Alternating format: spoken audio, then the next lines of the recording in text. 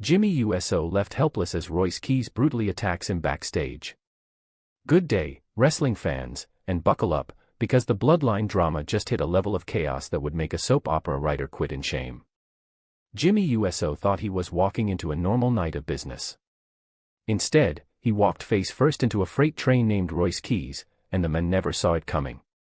Before we break down every brutal second of this backstage disaster, do yourself a favor and hit that subscribe button, and tap the notification bell too, because if you miss the next chapter of this Samoan soap opera, you are going to regret it.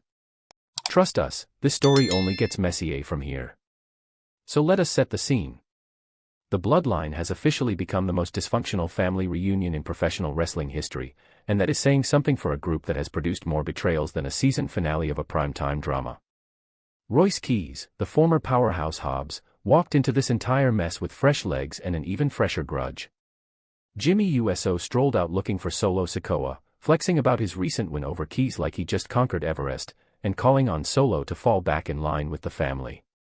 Bold move, considering the family has about as much stability as a house of cards in a wind tunnel. That is when Keys decided he was done listening to speeches. He stormed the ring and unloaded on Jimmy before security had to peel him off like he was trying to remove a bear from a picnic basket. It was fast, it was ugly, and it set the tone for weeks of chaos still to come. Now here comes the plot twist nobody saw rolling up in a black SUV. Jacob Fatu showed up like a horror movie villain arriving right on cue, charging the ring and attacking Keys before the referee had any choice but to call the match by disqualification. Just when everyone thought the drama had peaked, Solo Sikoa appeared out of nowhere, looking like a man having an identity crisis in real time. He claimed blood is thicker than water and announced he was coming home to the Bloodline, which honestly felt about as believable as a used car salesman promising you a great deal. And right on schedule, Solo blindsided Jimmy with a Samoan Spike before throwing hands with Fatu. Family reunions, everybody. Never boring. If you thought that was the end of it, oh, you sweet summer child, because the fallout kept rolling.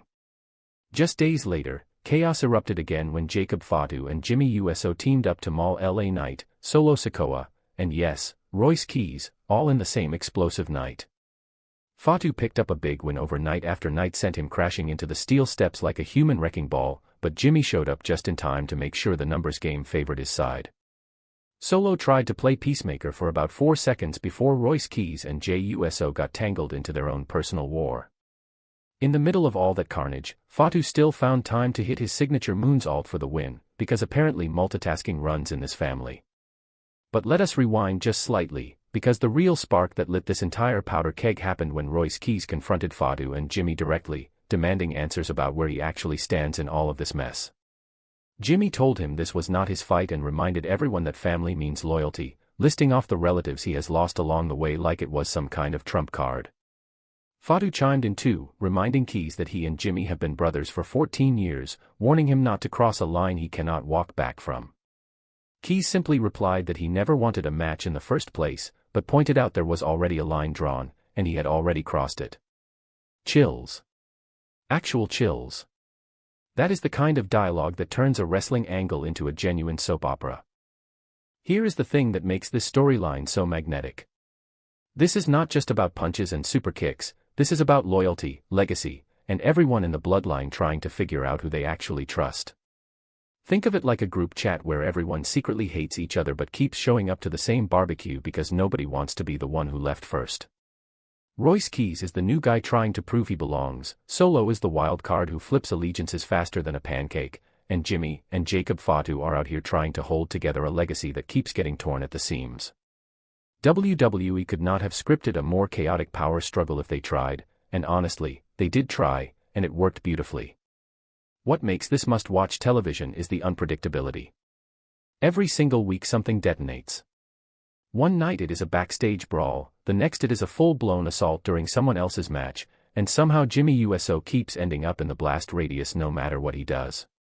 If this were a boxing match, Jimmy would need a cornerman just to keep track of who is allied with him this week. So where does this leave us? With Seth Rollins refusing help from Solo Sikoa against Roman Reigns, tensions boiling ahead of a massive championship showdown, and Royce Keys sitting right in the middle of a family war that shows no signs of slowing down. If you thought the Bloodline drama could not get any messier, just wait, because based on what we have seen recently, somebody is about to throw another curveball, and it is going to be spectacular. That is all for today, wrestling fans. Thank you so much for watching, and we will see you in the next one.